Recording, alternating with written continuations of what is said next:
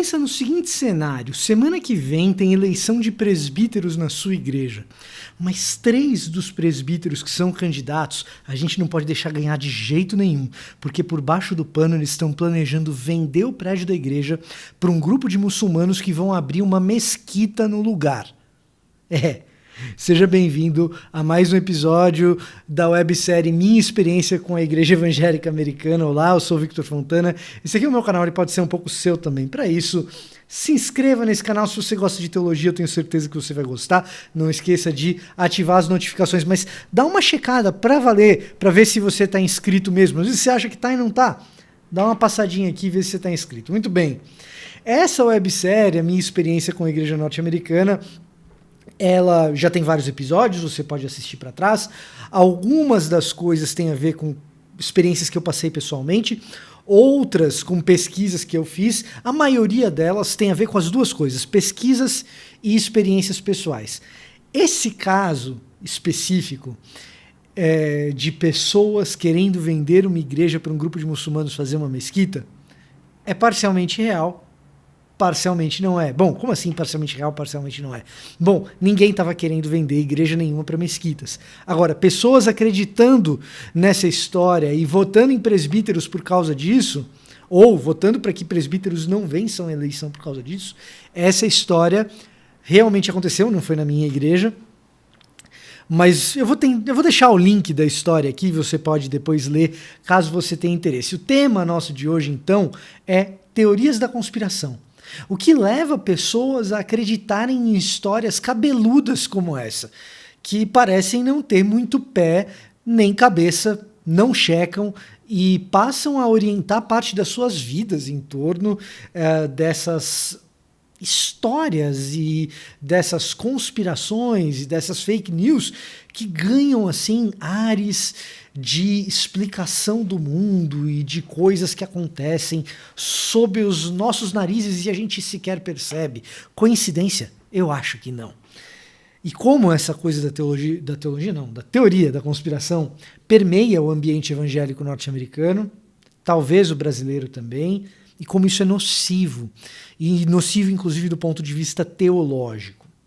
A primeira coisa que eu queria falar para você é o seguinte: eu não vivenciei isso na minha igreja local, poderia ter vivenciado, porque teoria da conspiração não é uma coisa peculiar de um determinado grupo religioso, é algo que acontece com os seres humanos como um todo.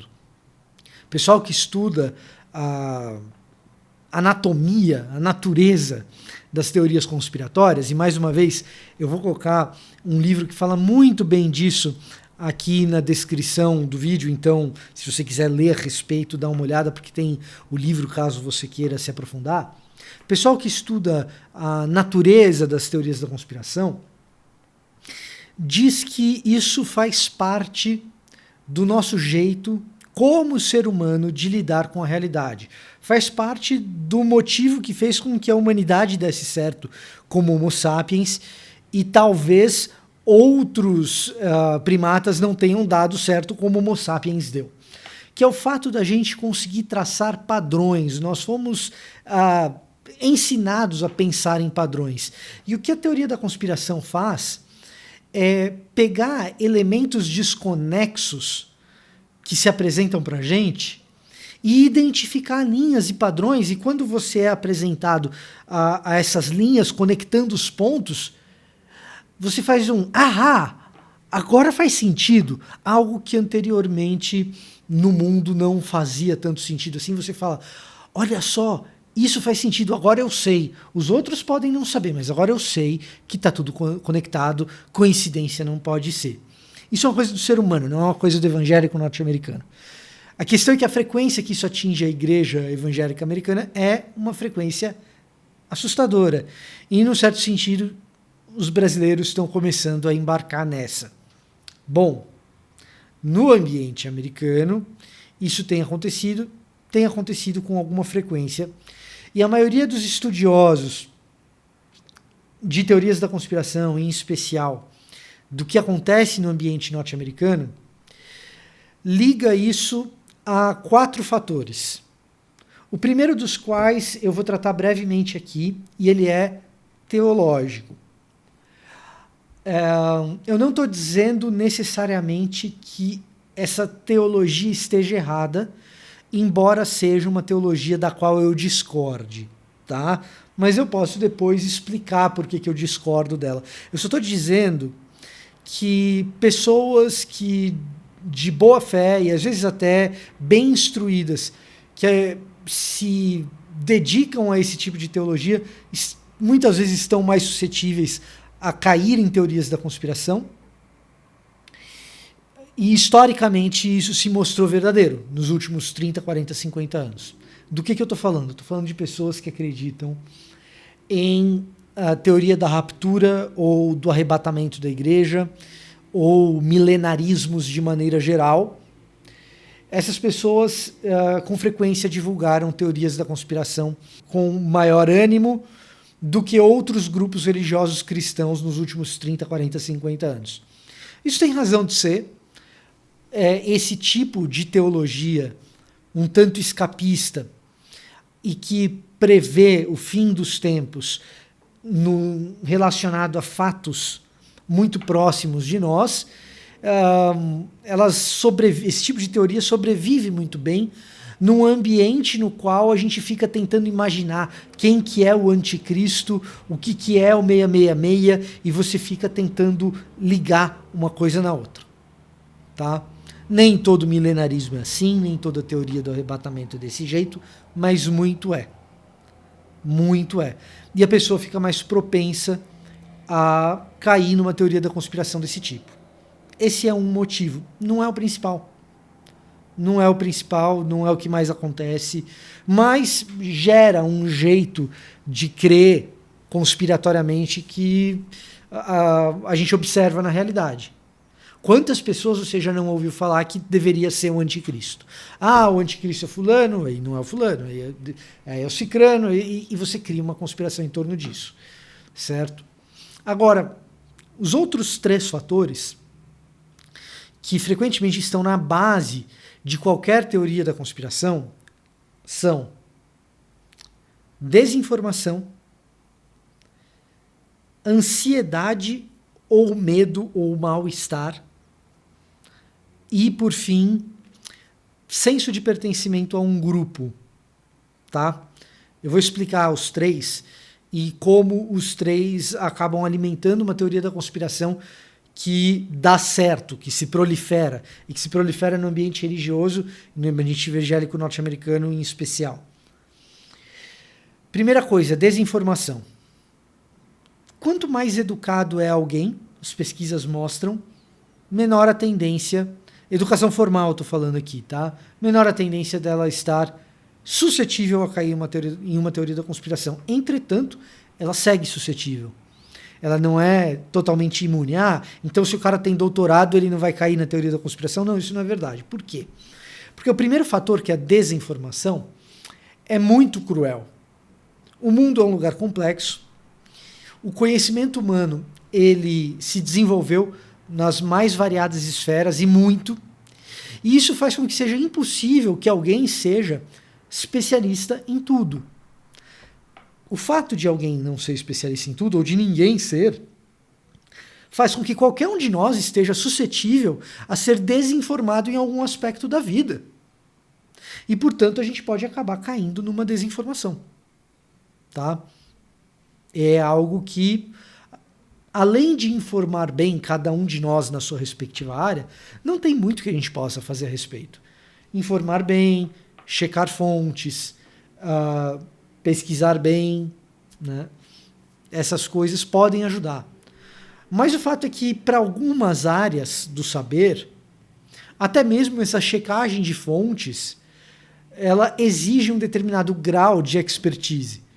Vamos dizer que a teoria da conspiração ela se dê no âmbito da saúde.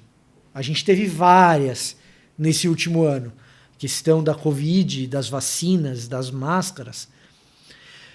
Eu preciso de um determinado grau de expertise para saber qual fonte é confiável. Então, eu fazer a minha própria pesquisa não necessariamente vai ajudar muito. Se eu não tiver um determinado grau de expertise que me diga essa revista científica é confiável. Esse tipo de pesquisa que está sendo divulgado aqui não é tanto. Você precisa de um determinado grau de expertise para poder fazer esse juízo. Então, esse primeiro ponto aqui, que faz com que a teoria da conspiração seja bem sucedida, é um primeiro ponto que ele é muito grave e muito complicado. Felizmente, para a teoria da conspiração ser bem sucedida, ela depende desses outros dois. Ansiedade, medo ou mal-estar, né, que é o segundo ponto, e o terceiro ponto, que é o senso de pertencimento a uma comunidade. E em relação a esses dois, a boa notícia é que o texto bíblico tem algo a dizer. O texto bíblico tem algo a dizer a respeito da ansiedade, o texto bíblico tem algo a dizer em relação ao senso de pertencimento a um grupo. Medo, ansiedade, mal-estar. Mal-estar é uma palavra que se popularizou nos círculos mais eruditos para descrever um incômodo com o status quo, um incômodo com o andar das coisas, com o andar da carruagem, com o mainstream, se você quiser, ou o establishment. É um desconforto com o que está acontecendo por aí, é um mal-estar. Isso ganhou popularidade, talvez, principalmente por causa do Sigmund Freud, que escreve o mal-estar na modernidade. O Bauman, recentemente, escreve mal-estar na pós-modernidade. Mas, para que a teoria da conspiração pegue, você precisa desse desconforto, desse mal-estar, desse medo, dessa ansiedade. Então, o grupo que dissemina a teoria da conspiração, ele tem um mal-estar, um medo de perder o seu status de privilégio, ou um mal-estar de perceber que um outro determinado grupo ele está se dando melhor do que o meu. Então eu tenho uma determinada ansiedade porque tem alguma determinada injustiça acontecendo, eu tenho um medo de que algo vá acontecer comigo ou com a minha família ou com os meus filhos, ou que eu perca uma determinada quantidade de conforto. Daí que as teorias da conspiração encontram um solo extremamente fértil nos subúrbios norte-americanos. Que eu já expliquei aqui, subúrbio é aquele lugar nos Estados Unidos em que as pessoas moram numa casa que não tem portão, não tem grade, a pessoa joga futebol americano na rua com o filho jogando a bola um para o outro, e tem geralmente um cachorro que fica do lado de fora, e tem aquela casinha de cachorro igual aquela do Tom e Jerry que você já viu. Isso daí é um subúrbio.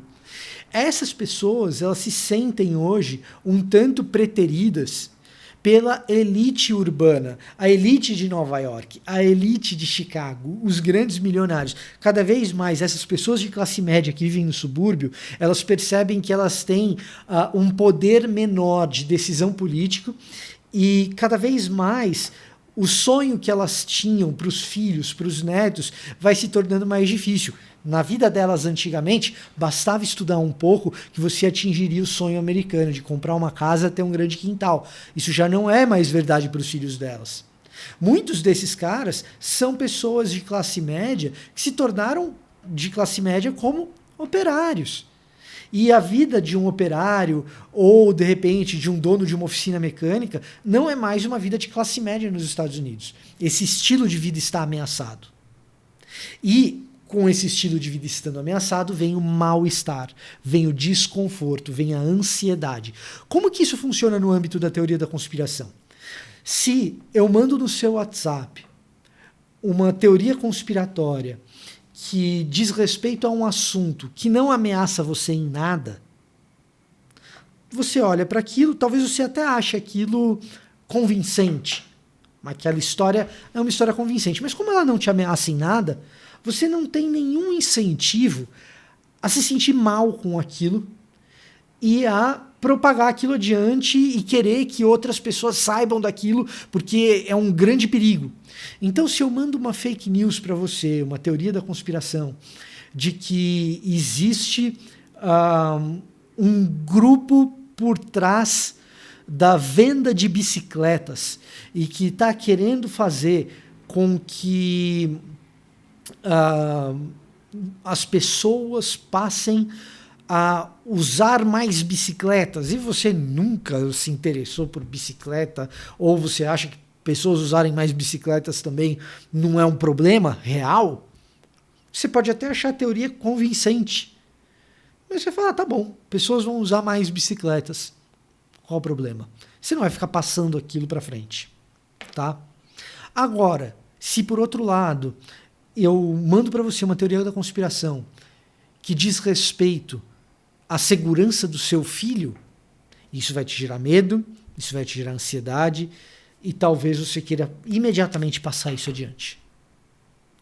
Esse é o grande lance do medo, da ansiedade, da sensação de perda de poder que faz com que uma teoria da conspiração seja bem sucedida, tá? A Bíblia tem muito a dizer a respeito de medo e de ansiedade. Não andeis ansiosos com o que vocês têm para comer ou para vestir, com o que vocês vão comer, com o que vocês vão vestir. Olhem os lírios do campo. Nem Salomão em toda a sua glória se vestiu como eles. Se Deus cuida assim da grama, certo? Que dirá de você, que é amado por ele e tal. No fim das contas, estar ansioso por causa de uma teoria conspiratória é não ter a convicção de que Deus vai cuidar das coisas, de que Deus vai resolver as coisas, de que Deus está no controle das coisas.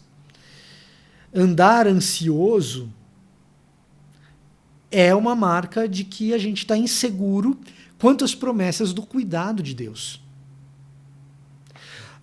O Michael Butler, que é um dos grandes teóricos a respeito de teoria da conspiração, ele não é um conspiracionista, mas ele é alguém que estuda teorias da conspiração, ele diz que, e não é cristão, tá? Ele é um cara da área de estudos culturais nos Estados Unidos, um PhD na área. Ele escreve no livro The Nature of Conspiracy Theories, que vai estar aqui no link para você, ele diz o seguinte, que teorias da conspiração elas criam significado, elas enfatizam a agência humana, ou seja, a sensação de que você pode estar no controle de algo, e elas permitem que os supostos culpados sejam identificados e oferecem a esperança de que as atividades desses culpados sejam interrompidas. Então, se eu crio uma teoria da conspiração que compromete a segurança dos seus filhos, logo você vai identificar culpados, você tem algo a fazer, proteger os seus filhos e tal, então você tem uma agência humana ali, certo? E aquilo que a gente tem como agenda para resolver essa situação oferece para nós uma esperança de que essas atividades malignas que colocam em risco a segurança dos seus filhos, que isso possa ser interrompido. Isso possa ser interrompido. Tá? Vou dar um exemplo. O que pode colocar em risco a segurança dos seus filhos? Uma agenda ideológica que vai transformar o seu filho em alguém de esquerda ou de direita. O problema é a escola. Pronto. Tem uma tese. E aí eu começo a juntar elementos, ligo esses elementos. Quando eu ligo, eu falo assim, parece coincidência? Mas não é. Tá tudo interligado. E você sente que aquilo parece fazer sentido e realmente aquilo diz respeito à tua ansiedade, aquilo toca no teu coração porque diz respeito ao teu filho. Então você tem que fazer algo. Enfatiza a tua agência humana. E aí você identifica o culpado. O culpado é aquele reacionário de direita. Não, o culpado são os comunistas. E eu te ofereço uma esperança que eu consigo interromper esse processo. É votando num determinado político, é fazendo um determinado movimento social, é compartilhando essa mensagem o máximo que você puder para conscientizar todos os pais, porque estão colocando nos livros didáticos as coisas mais escabrosas, etc. É assim que nasce uma teoria conspiratória. O que a gente não percebe é que essa estrutura ela é uma estrutura que tira Jesus do trono. Essa é uma estrutura que tira Jesus do seu reinado. Porque a gente tem uma promessa de que os culpados serão identificados. A gente tem uma promessa de que as suas atividades serão interrompidas. E essa promessa é escatológica, é Jesus quem resolve.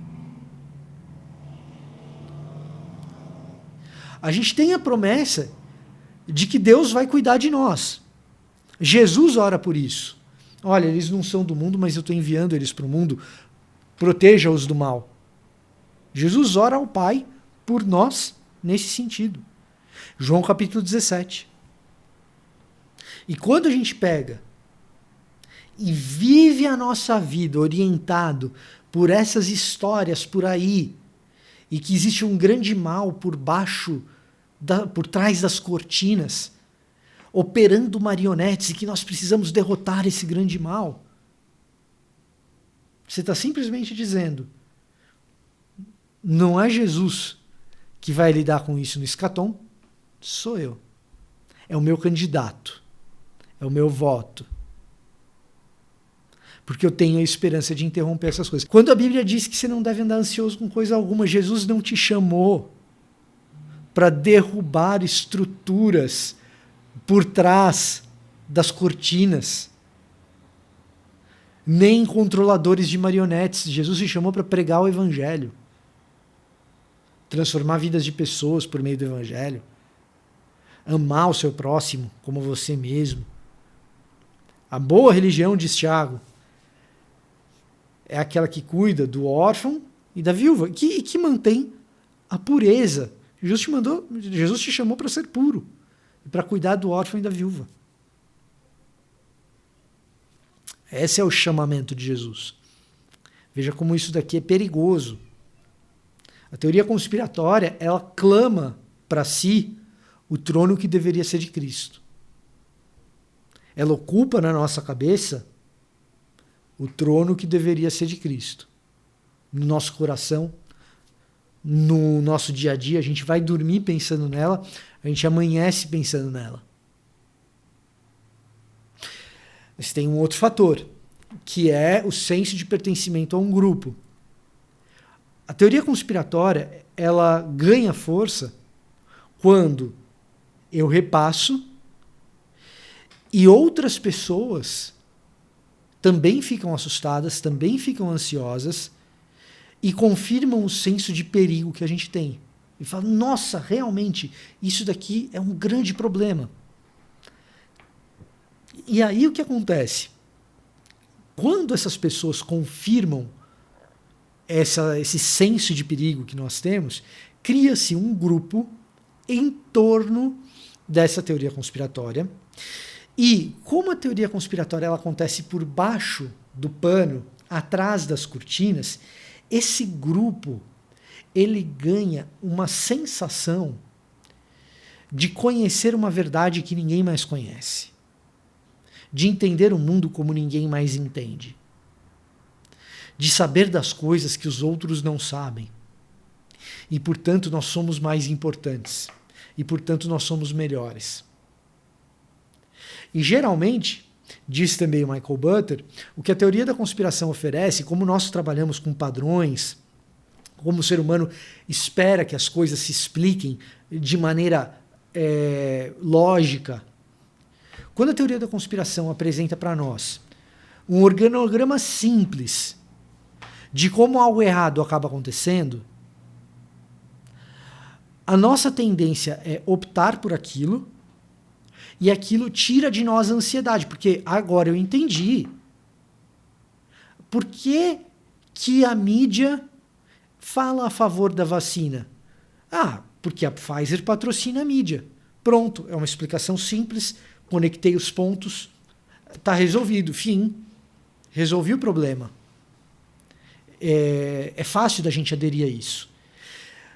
É fácil da gente aderir a isso, principalmente porque não exige pesquisa, não exige esforço, não exige conhecimento prévio, não exige estudo de longo prazo. De forma que eu me sinto superior, eu me sinto inteligente quando na verdade eu não preciso ser. E eu passo a fazer parte de um grupo de pessoas que reconhece essa superioridade mútua em relação ao restante das pessoas que não entendeu ainda o que está por trás da cortina. E eu nem precisei estudar para saber o que ninguém mais sabe. Olha como eu sou inteligente. E olha como isso é anticristão. Criar um senso de superioridade em relação a outras pessoas, admitir a resposta mais simples, sem que haja estudo, a arrogância de achar que eu sei mais do que todo mundo, de que eu sei mais do que as pessoas que estudaram aquela área específica. O fato da gente, quando adere a isso, a gente quebrar o princípio dos nossos irmãos bereanos que conferem aquilo que alguém diz para elas, elogiados por Paulo, os irmãos de Bereia, que conferem nas escrituras aquilo que Paulo prega. Então a gente fere esse princípio e, além de tudo, a gente se acha melhor do que todo mundo. A gente passa a fazer parte de um grupo que se acha melhor do que todo mundo. Olha como isso fere o texto bíblico. E aí eu digo que, felizmente, eu acho que é uma grande virtude o fato da Bíblia lidar com esses dois pontos da teoria da conspiração, ser bem-sucedida, que é o fato da ansiedade e o fato do senso de pertencimento a um grupo, porque a Bíblia ela dá para você o senso de pertencimento a um grupo que, ao contrário de se achar superior aos outros, é um grupo que existe para acudir os outros nas suas fragilidades. Você entra como alguém fragilizado e que é acudido nas suas fragilidades, e você passa a fazer parte de um grupo que pode acudir, que acode outras pessoas nas fragilidades dessas pessoas. O inverso daquilo que o senso de pertencimento a um grupo formado por teoria da conspiração oferece. A gente faz parte da igreja, a gente faz parte da nova família de Jesus, e a gente é identificado com essa nova família não porque nós somos superiores aos outros ou temos essa sensação, e se temos, isso é um problemaço que precisa ser espiritualmente corrigido, um pecado. Mas nós somos esse grupo que se encontra nas fragilidades mútuas, que confessa mutuamente os seus pecados, que observa as dificuldades uns dos outros e se ajuda nessas fragilidades. Uma igreja com mentalidade conspiratória, como acontece em grande medida nos Estados Unidos, desde o ambiente interno de uma eleição de presbíteros, até relacionar com a Bíblia o fato de Illuminatis estarem no poder por meio de reptilianos, que são coisas que circulam no ambiente evangélico. Tem mais coisas aí a respeito, mas aí você vai ter que ler, se você quiser saber mais, e tem aqui na descrição os livros em relação a isso. Mas perceba como a mentalidade conspiratória ela é totalmente antagônica à mentalidade renovada e transformadora que Paulo sugere no livro de Romanos, a mentalidade da igreja.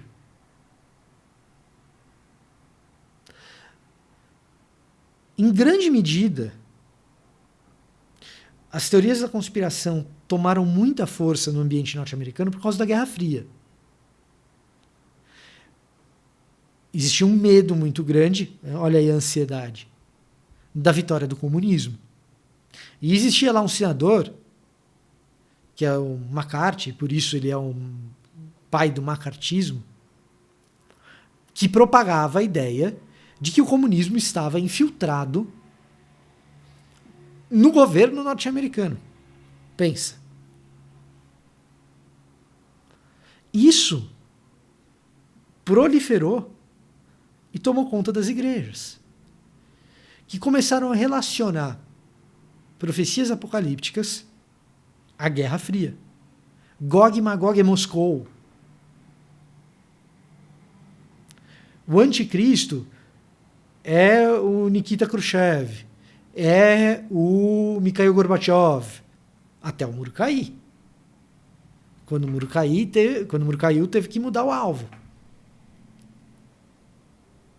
Quando o muro caiu, teve que mudar o alvo. Perceba como essas coisas permeiam a igreja e geram um problemaço. E um problemaço que faz com que pessoas que não aderem às teorias conspiratórias, que às vezes um grupo inteiro, ou seja, uma comunidade local, eclesiástica, acabam aderindo, esse cara se sinta um peixe fora d'água e fale assim, não, eu posso até ser cristão, mas se ser evangélico é acreditar que houve fraude eleitoral do Trump, que máscara não funciona, que a vacina implanta um chip, se ser evangélico é isso, então eu sou cristão, mas evangélico eu não sou mais. Como a gente tem visto um monte. Censo de 2020. Censo de 2020. As igrejas protestantes mainline, que são aquelas igrejas episcopal, aquelas igrejas super, mega, hiper tradicionais, que estavam morrendo. Censo de 2020. Elas estão hoje com mais pessoas se declarando mainline Protestants do que evangélicos se dizem evangélicos entre os brancos, que são os evangelicais conservadores. Em grande medida por causa dessas mentalidades conspiratórias. Em grande medida por causa dessas mentalidades conspiratórias. Você quer entender a crise evangélica mundial? Ela passa pelos Estados Unidos.